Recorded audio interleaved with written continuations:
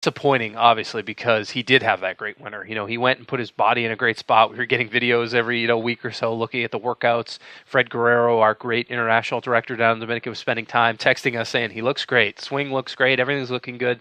So we were excited. He goes and plays winter ball, which we thought was a great experience. Having not had as many at bats last year as we would have liked. Our hope was that we could get him some caught up at bats. Then unfortunately this happens. So I feel for him in that sense. It is going to delay our view of kind of how we're going to ramp him up here. We want to make sure he's going to have been down from activity for a period of time. We don't want to get into a situation where he's doing too much too soon and we end up with a hamstring strain or a calf issue or something. Some of those things are unavoidable, but if we can do anything we can to avoid those in advance, we're going to do that. So we're going to be slow about the rebuild here and make sure that when he's back on the field, he's ready to go, because when he hits the ground running in Minnesota, we want to make sure he's everything we expect from that point forward. Obviously, in this sport, you're going to talk about the stars, you're going to talk about money, you're talking about all these things. But I will say that having covered all the sports, baseball more than any other, I enjoy because of the people around the game who aren't necessarily the headliners. And you hired one of my favorites, Tommy Watkins, to be your first base coach. But it wasn't an obvious move. It wasn't like, people were saying, you got to hire Tommy Watkins to be your first. So what attracted you to him?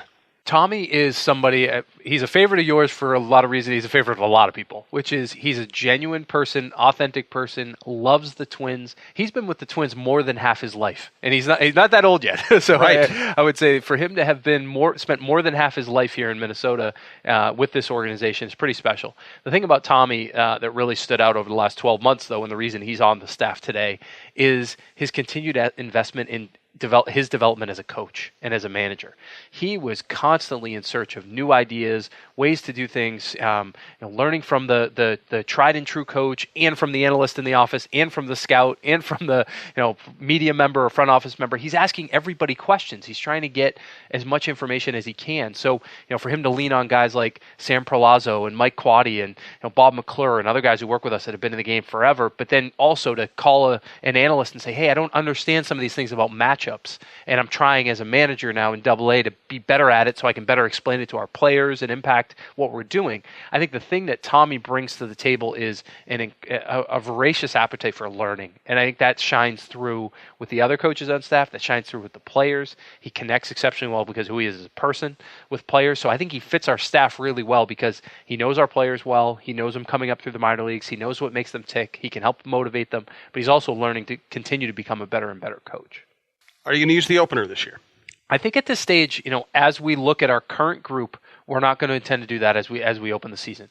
The thing about the opener, and Rocco really speaks to this well because of his experience last year in Tampa, is that the opener is really born out of your personnel, right? And even in Tampa last year, they always had in the back of their minds they may use it, but it was born out of having some injuries, having some guys go down, some guys not pitch quite as well, and they thought this was a way to best use their fifth spot at that time, and then they expanded it beyond that.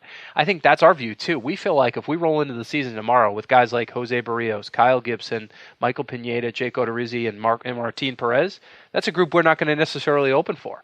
But if there's an injury or something that happens over the course of a season and we decide, you know what, on this Friday, we'd be better off mixing and matching a little bit and using our pen a little bit more because that gives us a better chance to win, then that's our job, right, at the end of the day. So we're not intended right now with the way our staff is aligned to do that, but I could see us at times maybe making a decision versus a spot start to maybe go with that structure. I covered Tom Kelly and Gardy, and they liked first and third all day. They liked doubles. They liked, and I look at your lineup right now, and I see a lot of home runs and maybe a lot of strikeouts. Yeah. If it turns out that way, are you okay with that? Yeah, I think, it's all about scoring runs at the end of the day. So however we get there, whether it's through much more on base or much more power production, there's apples and oranges there. But as long as we get to scoring runs, that's what we're looking for. I will say this spring, we've been tracking and keeping an eye on certain underlying stats. None of us get overwhelmed with spring training stats. I think that's a fool's errand and could get you down a really dangerous path. But what you do look for are the underlying kind of process-oriented stats, maybe that give you a sense. And our overall swing and miss rates and strikeout rates and things like that for a lot of our everyday players, it's actually tracking in a good direction against major league pitching. So I think that's a really unique thing to look at and say, yes, Could we have some elevated strikeout rates on our staff? Sure, but I think you add guys like Marwin Gonzalez into the mix. You have guys like Nelson Cruz who have production and on base ability, and then you have a group of young players who we don't think are the best versions of themselves yet.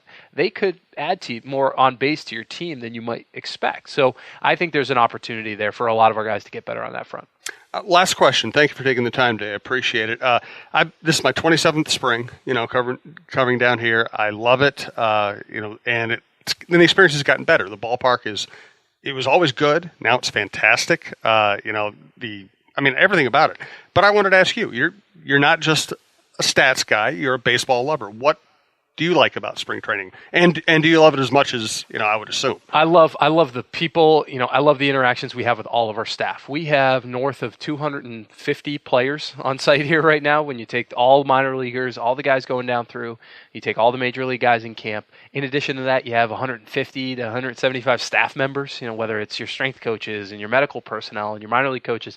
There's nothing better for me. Yesterday, I was out on a backfield. The team went out on the road to Bradenton. That's usually my mornings where I spend all my day on the minor league side. So I go to a 7:30 staff meeting in the morning, give them an update on Major League Camp, get a chance to talk to some of our new coaches, sit in the coaches' room while they're watching video of a breakdown of a guy pitching. Then I go over to Mike Quaddy and we're talking outfield play and how we're going to help a young player like Brent Rooker continue to improve his outfield defense.